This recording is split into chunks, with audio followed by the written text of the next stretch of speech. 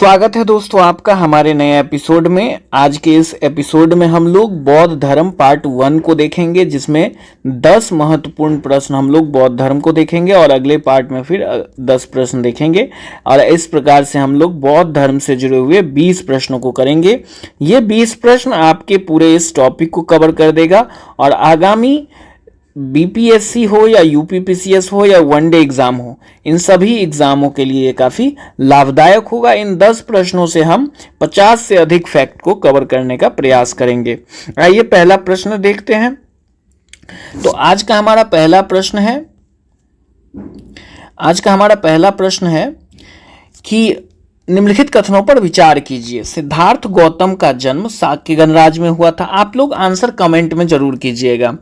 सिद्धार्थ गौतम का जन्म शाक्य गणराज्य में हुआ था, पहला स्टेटमेंट। कपिलवस्तु कौशल महाजनपद के प्रभाव क्षेत्र में था, दूसरा।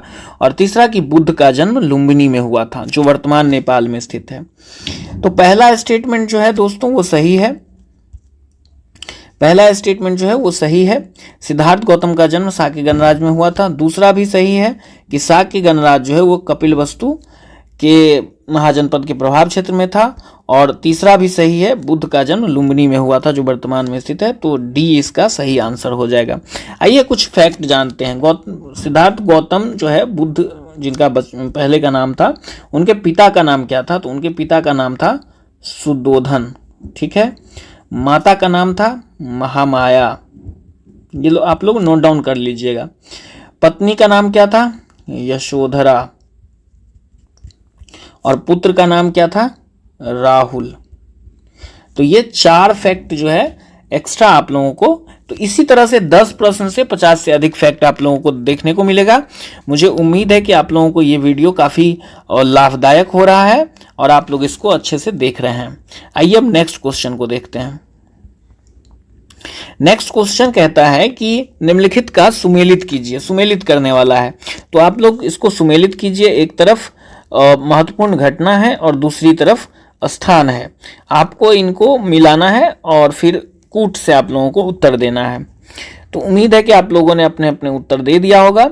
आइए एक एक करके देखते हैं। तो महाभिनिष्क्रमण यानी कि गृह त्याग की घटना, तो महाभिनिष्क्रमण गृह त्याग वो जहां उनके वो थे वहीं से करेंगे, तो वो कपिलवस्तु से थे। दूसरा है ज्ञान प्राप्ति, तो ज्ञान की प्राप्ति इनको कहाँ हुई थी? बोध गया में हुई थी, ठीक है। तीसरा है प्रथम उपदेश इन्होंने सारनाथ में दिया था। और चौथा महापरिनिर्वाण यानी मृत्यु, ये कुशीनारा में हो जाएगा। तो इसमें देखिए ए का 2 है, इसमें बी का है 3, बी का 3, तो ऑप्शन ए हो जाएगा, ठीक है। ए का 2, बी का 3, सी का 1 और डी का 4। अब आइए कुछ एक्स्ट्रा फैक्ट देखते हैं। सारनाथ कहाँ पे है? वाराणसी में है, ठीक है, वाराणसी में है। कपिलवस्तु जो है, कपिलवस्तु यूपी में पड़ता है। बोध गया बिहार में है और यहीं पे इनको ज्ञान की प्राप्ति हुई थी। और कुशीनारा भी यूपी में पड़ता है, ठीक है। कुशीनगर कुशीनारा दोनों है। चलिए आगे बढ़ते हैं, नेक्स्ट क्वेश्चन देखते हैं। ये असर्शन और रीजन वाला है। आप देख रहे होंगे कि डिफरेंट टाइप ऑफ क्वेश्चन जो है आपको हमने सेट करके दिया है, ताकि आपके आगामी एग्जाम में काफ़ी हेल्पफुल हो, ठीक है। तो असर्शन रीजन वाला है। असर्शन में कहता है कि बुद्ध ने मध्यम मार्ग मिडिल पाथ का प्रतिपादन किया, और इसका रीजन कहता है कि उन्होंने कठोर तपस्या तथा भोग विलास दोनों को मोक्ष के लिए अनुपयुक्त माना, ठीक है। तो इसका उत्तर आप लोग दीजिए। तो इसका आंसर हो जाएगा दोस्तों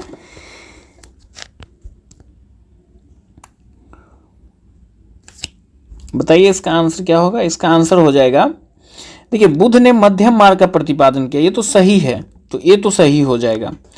और दूसरा कहता है रीजन इसका कि उन्होंने कठोर तपस्या उन्होंने किया तथा भोग विलास दोनों को मोक्ष के लिए अनुपयुक्त माना,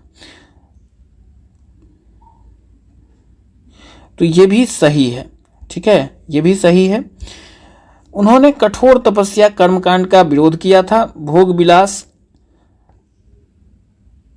से भी दूर रहने को कहा था, क्योंकि उन्होंने खुद राजशाही जीवन को उन्होंने छोड़ा था, ठीक है। तो ये दोनों मोक्ष के लिए अनुपयुक्त हैं, ऐसा उन्होंने माना था। तो बिल्कुल ये रीजन सही है, तो इसका उत्तर हो जाएगा ए और आर दोनों सही है, आर ए की सही व्याख्या है। नेक्स्ट क्वेश्चन देखते हैं। चौथा क्वेश्चन है कि निम्नलिखित कथनों पर विचार कीजिए। अब क्या है निम्नलिखित कथन, देखते हैं कि दुख बौद्ध दर्शन का केंद्रीय विषय है, तृष्णा को दुख का कारण माना गया है, ठीक है, और निर्वाण की प्राप्ति अष्टांगिक मार्ग से संभव है। बताइए इसका आंसर। केवल एक और दो, दो और तीन, एक और तीन, एक दो और तीन। तो आइए एक एक करके देखते हैं। दुख बौद्ध दर्शन का केंद्रीय विषय है, बिल्कुल ये आर्य सत्य से जुड़ा हुआ प्रश्न है। बौद्ध के आर्य सत्य से जुड़ा हुआ प्रश्न है, जिसमें उन्होंने 4 आर्य सत्य बताया। पहला कौन सा, कि दुख है। दूसरा बताया कि दुख का कारण है। तीसरा उन्होंने बताया कि दुख का निवारण है, और चौथा उन्होंने इस निवारण के लिए अष्टांगिक मार्ग को बताया। इसी पे बेस्ड ये क्वेश्चन है। तो तृष्णा को दुख का कारण माना। मैंने बताया कि दूसरा आर्य सत्य था दुख का कारण क्या है, तृष्णा है, ठीक है। दुख का कारण क्या है, तृष्णा को माना है इन्होंने, ठीक है, और निर्वाण की प्राप्ति के लिए अष्टांगिक मार्ग संभव। तो ये तीनों जो है दोस्तों सही है, तो ऑप्शन डी आंसर हो जाएगा। आइए आगे बढ़ते हैं। 5वां क्वेश्चन देखते हैं आज का। तो आप लोगों को कैसा लग रहा है हमारा ये एपिसोड? अपने वैल्यूएबल फीडबैक जरूर कमेंट में करें, और इन प्रश्नों को आप लोग जरूर सॉल्व करें और अपने आंसर कमेंट में देते रहें। लास्ट में आप अपना स्कोर जरूर बताएं। इसके अलावा हम लास्ट में आपको कटअप भी बताएंगे कि 10 में से कितने आपके आ रहे हैं, तो तैयारी आपकी अच्छी है। तो 5वां प्रश्न देखते हैं। इसमें है, एक तरफ संकल्पना है और दूसरी तरफ अर्थ दिया गया है। अब आपको बताना है कि इसमें से कितने युगम जो है सही सुमेलित है। तो बताइए। ये भी पिछले प्रश्न से जुड़ा हुआ प्रश्न है, तो आप लोग आसानी से इसका उत्तर दे सकते हैं। आइए देखते हैं एक एक करके। तो दुख जो है जीवन का असंतोष, बिल्कुल सही है। दुख जो है जीवन का असंतोष, ये सही है, ठीक है। समुदय दुख का कारण, ये भी सही है। निरोध दुख का अंत, ये भी सही है। और मार्ग क्या है, अष्टांगिक मार्ग है। तो चारों सही है, डी ऑप्शन हो जाएगा। पिछले प्रश्न में इसको मैंने एक्सप्लेन किया है। आइए अब नेक्स्ट क्वेश्चन, 6ठा क्वेश्चन देखते हैं कि निम्नलिखित में से कौन से अष्टांगिक मार्ग के शील घटक हैं। निम्नलिखित में से कौन से अष्टांगिक मार्ग के शील घटक हैं?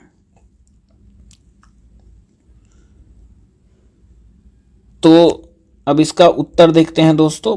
तो पहला हो जाएगा सम्यक वाक, बिल्कुल सम्यक वाक सही है। सम्यक कर्मांत, सम्यक कर्म भी सही है। सम्यक आजीव भी सही है। सम्यक दृष्टि यहाँ पे नहीं होगा। जब भी सील आ गया अगर, तो सील में यही तीनों आएगा, सम्यक जो है दृष्टि नहीं आएगा, ठीक है।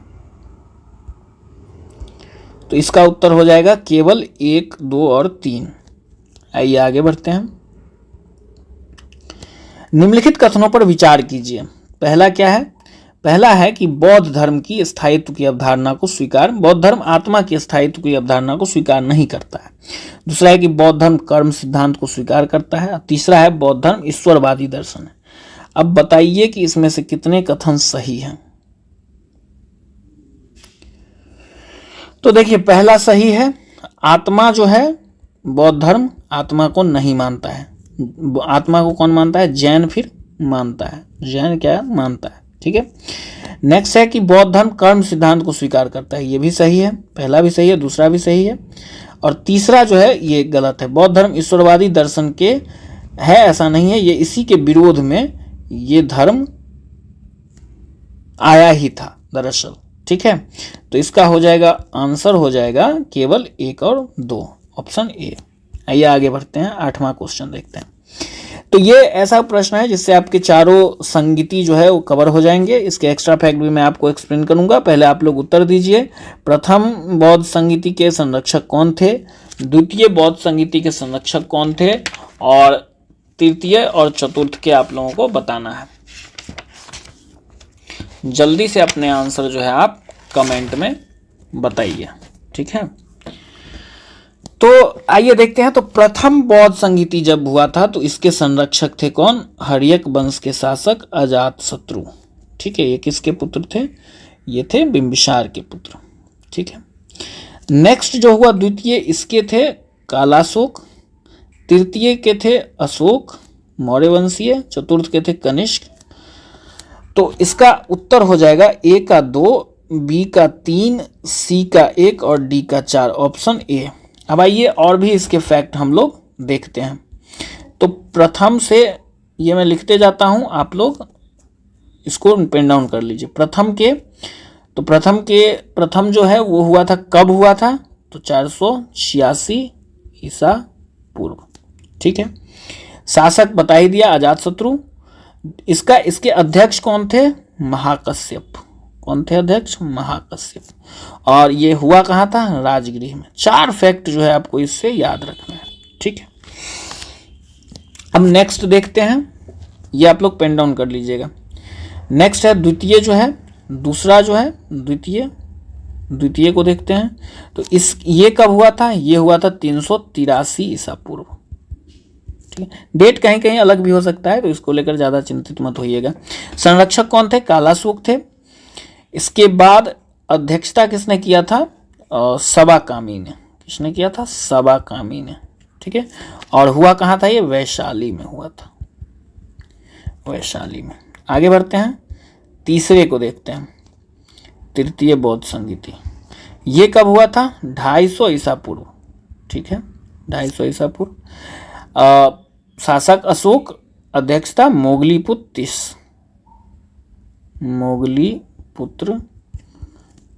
30। और हुआ कहाँ था? उस वक्त राजधानी थी पाटलिपुत्रा। ठीक है, अब आगे देखते हैं, चतुर्थ, ये हुआ था 72 ईस्वी में, ईसा के बाद की है। और इसमें कनिष्क थे इसके संरक्षक, और अध्यक्षता किया था वसुमित्र ने, और उपाध्यक्ष थे अश्वघोष। ठीक है, और हुआ था कहाँ? कश्मीर में। कश्मीर में कहाँ पे हुआ था? कुंडल वन में। कुंडल वन, कुंडल ग्राम, दोनों नाम आता है। ठीक है, तो ये चारों बौद्ध संगीति आपके एक प्रश्न से हो गए। ठीक है, इसके अलावा आप इस चीज को देखिए कि जो प्रथम बौद्ध सभा हुई थी उसमें जो है वो त्रिपिटक में से 2 पिटक, विनय पिटक और सूत पिटक का संकलन किया गया था। विनय पिटक और सूत पिटक का संकलन किया गया था प्रथम में। ठीक है, विनय और सूत। और अभिधम्म पिटक का जो है संकलन वो तृतीय में हुआ है, अभिधम्म पिटक का।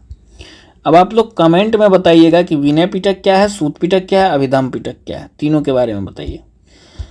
आइए नेक्स्ट क्वेश्चन देखते हैं। प्रश्न संख्या 9 है, तो इसका उत्तर आप लोग जल्दी से दीजिए क्योंकि अभी मैं जस्ट बता चुका हूं प्रश्न 9 का उत्तर। प्रथम संगीति राजगिरी में हुई थी, बिल्कुल अभी मैंने बताया। द्वितीय संगीति वैशाली में हुई, बिल्कुल सही है। तृतीय संगीति पाटलिपुत्रा में, बिल्कुल सही है। तो तीनों जो है वो सही है, तीनों सही है। ऑप्शन डी इसका आंसर हो जाएगा। 10वां प्रश्न है, महायान बौद्ध धर्म में बुद्ध की पूजा का महत्व बढ़ गया।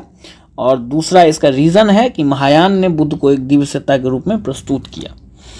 तो आप लोगों को पता होगा कि बौद्ध जो है आगे चलकर 2 संप्रदायों में बट जाता है, 2 पंथ में बट जाता है।